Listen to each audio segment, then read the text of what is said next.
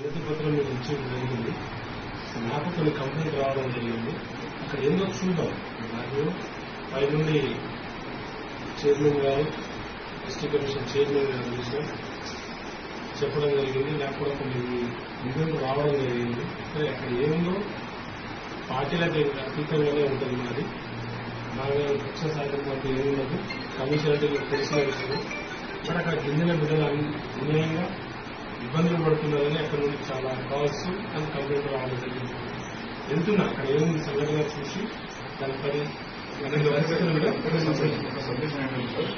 ఎవరికి అరెస్ట్ అయ్యారో వాళ్ళకి కూడా భూములు లేవు.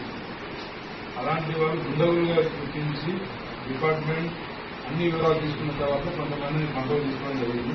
అధికారులను మీద దాడి చేయడం అనేది ఏమైనా చర్య. ఇది పార్టీలకు అతీతంగా అందరూ ఖండించాల్సిన విషయం. మరి టీఆర్ఎస్ పార్టీ వాళ్ళు వాటిని సమర్థిస్తున్నారు.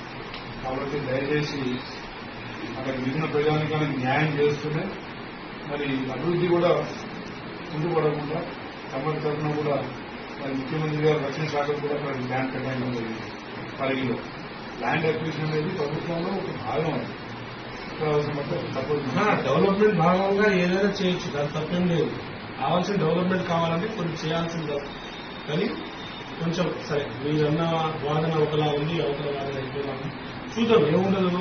మీరు ఇచ్చింది మా బలరాం నాయక్ ఎంపీ గారు, ఎమ్మెల్యే గారు బాలనాయక్ గారు, మన రామచంద్ర గారు రావడం జరిగింది. చాలా సంతోషం. చూస్తాను అక్కడ కూడా ఏందో చూసి విచారణ తర్వాత చెప్పి మీకు మళ్ళీ ఒకసారి మీకు కూడా మేము అప్డేట్ ఇస్తాం. ఓకేనా? Thank you.